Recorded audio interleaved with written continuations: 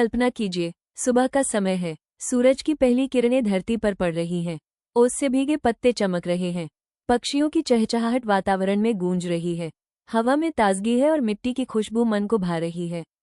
इस शांत दृश्य के पीछे एक अदृश्य जाल काम कर रहा है, एक ऐसा जाल जो हर जीव, हर पौधे और हर कण को आपस में जोड़ता है। यही है पारिस्थितिकी तंत्र यानी इकोसिस्टम।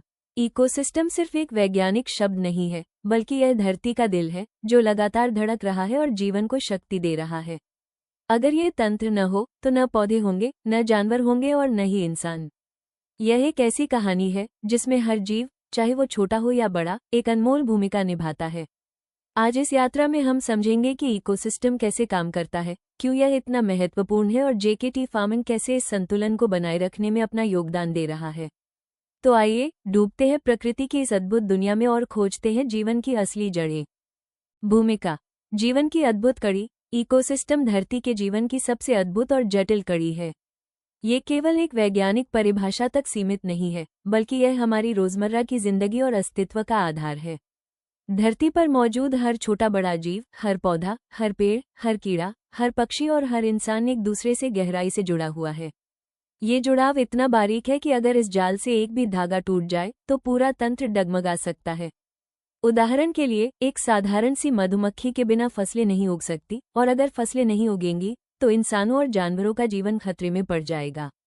इसलिए इकोसिस्टम को समझना और उसका सम्मान करना हम सबकी जिम्मेदारी है। हर पारिस्थितिकी तंत्र दो आधारों पर खड़ा होता है, जीवित और अजीवित घटक। जीवित घटकों में पौधे, जानवर, कीट, पक्षी, सूक्ष्मजीव और इंसान शामिल हैं। ये वे हिस्से हैं जिन्हें हम जीवन से जोड़ते हैं।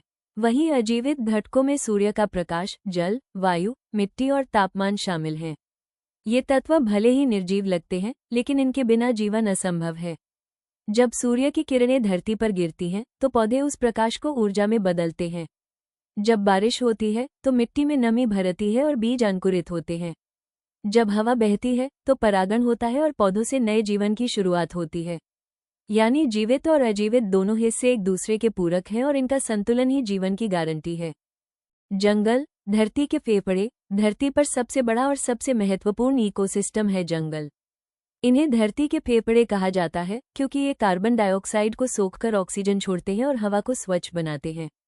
जंगलों में असंख्य प्रजातियां रहती हैं, छोटे कीड़ों से लेकर विशाल हाथियों और बाघों तक।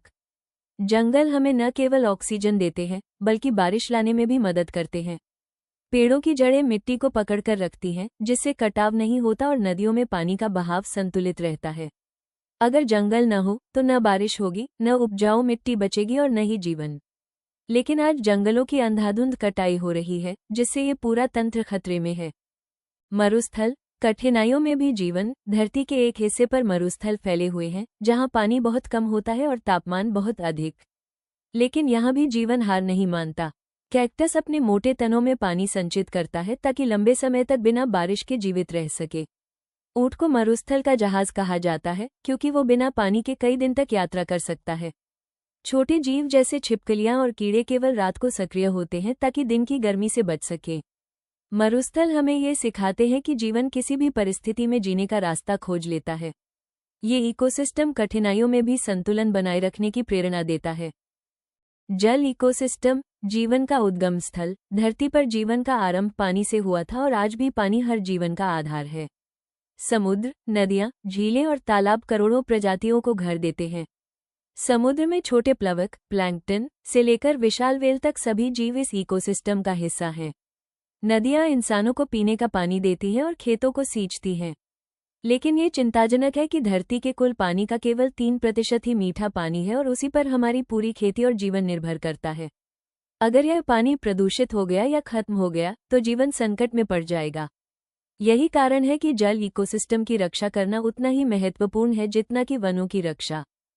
घासभूमि। संतुलन की जंजीर। धरती के कई हिस्सों में फैली घासभूमियां भी एक अलग इकोसिस्टम बनाती हैं। यहाँ शाकाहारी जीव जैसे गाय, भैंस, हिरण और ज़ेब्रा रहते हैं। इन्हीं पर शेर, बाघ और भेड़िए जैसे मांसाहारी निर्भर होते हैं। अगर घासभूमियां न रहें तो शाकाहारी भूखे मरेंगे और मांसाहारी भी खत्म हो जाएंगे। ये हमें बताता है कि इकोसिस्टम का हर हिस्सा एक दूसरे से जुड़ा है और अगर एक कड़ी टूटेगी तो पूरा तंत्र बिखर जाएगा। मानव निर्मित इकोसिस्टम, इंसान ने खेत, बगीचे और शहर बनाए हैं और ये भी इकोसिस्टम का हिस्सा बन गए हैं। खेतों में किसान फसल उगाते हैं, बगीचों में फल और फूल खिलते हैं और शहरों में भी पेड़ पौधे, पक्षी और छोटे छोटे जीव अपना जीवन जीते हैं। इंसान ने प्रकृति को बदलकर अपने अनुसार ढालने की कोशिश की है, लेकिन यही बदलाव कई बार प्रकृति के लिए हानिकारक भी साबित होते हैं। यही वो क्षेत्र है जहां जेकेटी फार्मिंग जैसे संगठन काम कर रहे हैं, ताकि मानव निर्मित इकोसिस्टम भी संतुलित और टिकाऊ बने रहे। ऊर्जा का प्रवाह और भोजन श्रृंखला। पारिस्थितिकी तंत्र का सबसे बड़ा नियम है ऊर्जा का प्रवाह।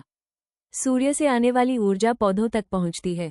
पौधे इस ऊर्जा को भोजन में बदलते हैं और इसलिए उन्हें उत्पादक कहा जाता है। शाकाहारी जीव इन पौधों को खाते हैं और उन्हें प्राथमिक उपभोक्ता कहते हैं। फिर मांसाहारी जीव शाकाहारियों को खाते हैं और यह चक्र चलता रहता है।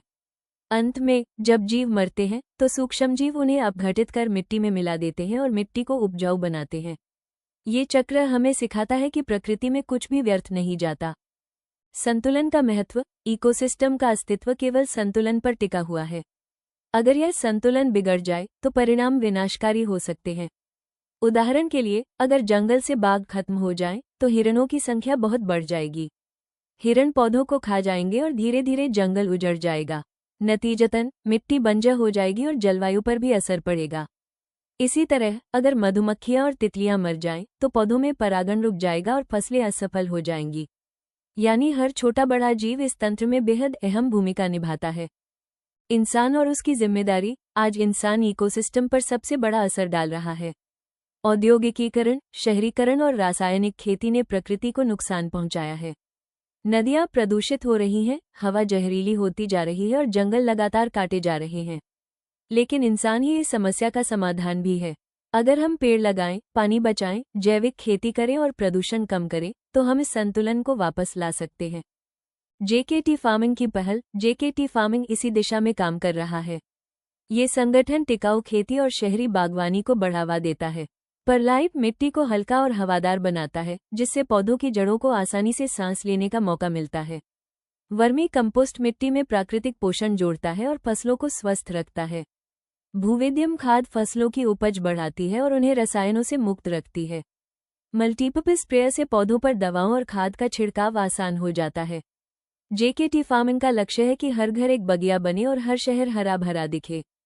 शहरी बागवानी। हर घर एक इकोसिस्टम। आज शहरों में जगह कम है, लेकिन हर घर एक छोटा इकोसिस्टम बन सकता है।